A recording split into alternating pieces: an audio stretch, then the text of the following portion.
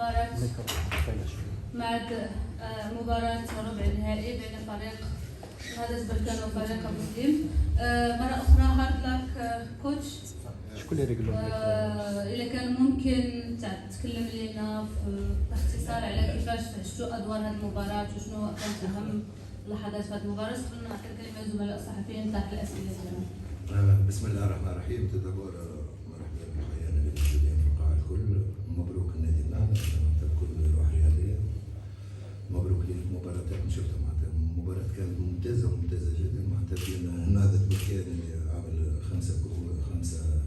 في الخمس سنين الأخيرة عمل 3 فينال لاز فيها مزوز كاس سوبر كنا قرب برشا ما خليناش بركان يلعب اللعب والهجوم يعني هو دليل ما كانش برشا فرص بركان سوف في ليباراريتي.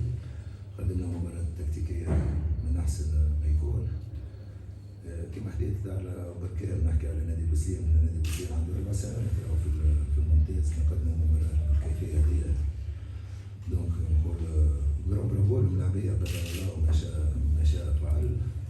ممكن كان ثم نلبس بعد المباراة باش نكونوا واضحين.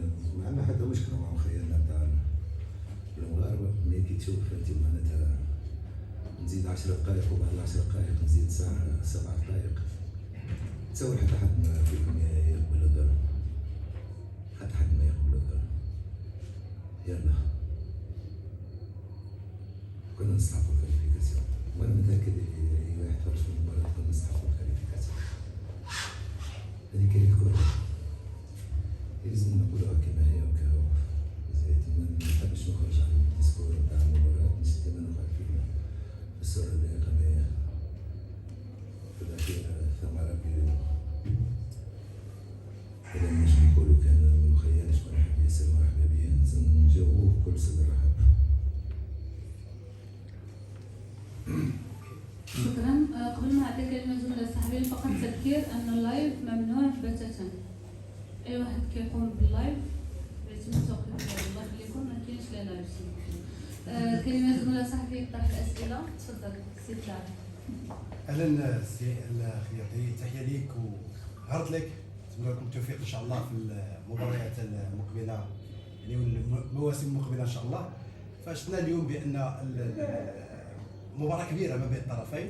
برافو للفريق ابو سليم، لكن شفنا بان التعقيب ديالكم مشى بشكل كثير للتحكيم. واش كتشوف بان حكم المباراه لكم رغم ان شفنا اللاعبين ديال ابو سليم سقطوا اكثر من مره في هذيك 10 دقائق، وكذلك شفنا بان حتى اشارات ديال اللاعبين تجاه الحكم وكذلك الطاقم التقني خلال الاشاره ديال اليد يعني كيقولوا بان الحكم يعني مشري. باش نكونوا اكثر واقعيه، واش حكم اللي يعني مشري غادي يلغي هدف في لحظات ديال 97 دقيقه و 98 دقيقه اللي كان ضد فريق النهضه؟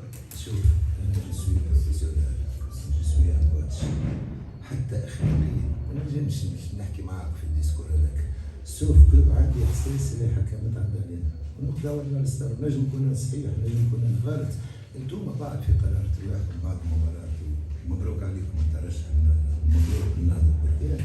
الواحد بيني وبين روحه تعرف تقول لي انت الحريه هذه تزيدني 10 وبعد تزيد 7 دقائق. باش نقول لك السؤال اللي كنتي ايماجيني هذا يصير على بركان انت كنت تقولوا كان جيت اللعبه في عندنا احنا في بوسليم وتصير المباراه بالكيفيه هذه اكيد مش تكون زعلان.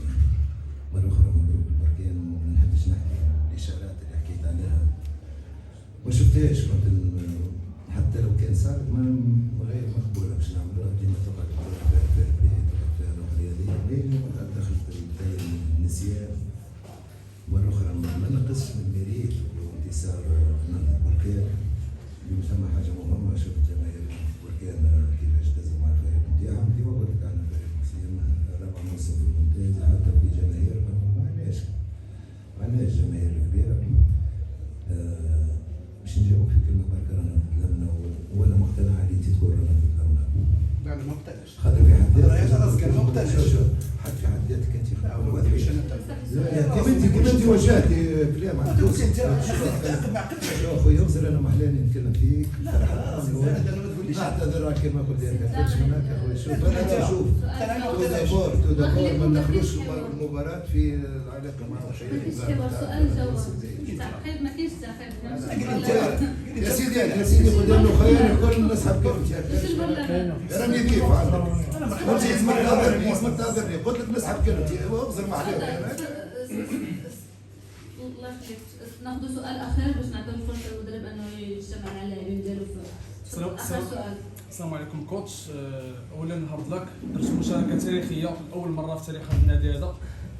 قبل المباراه واش كنت متوقع هذا السيناريو هذا وهذا الايقاع هذا ولا لا؟ شكرا. صدقني كنا نتوقع باش ناخذ بركان سيرتو بعد ما تفرجنا فيه وشفنا شفت انت بركان عملت معنا مباراه بدات في ليبيا خدنا اليوم حتى قلبونا كان فرص عملوا التسجيل خدنا اليوم. دونك ملي جينا احنا رينا بارده باقي المسلمين باش تخرج اليوم نتسلم فيه هو التجربه الاولى نلقاو بلاش صاحب اللقب الراجل في الكاس نلقاو كفر سيتي الخبره ونلقاو الزمالك ونلقاو الصدرات او السوار في اول تجربه الحمد لله والشكر لله. هذا اللي نجم نقولوا يلا ممكن رئيس النادي موجود بحدي ريت الوجيعه اللي موجوده بها انا ان شاء الله يقبل الاستقاله بتاعي نقدم رسميا استقالتي من تدريب نادي بوسليم في الكره دي نقدم استقالتي خير نمشي نرتاح شويه خير ان شاء الله يقبل الاستقاله بتاعي بالحق.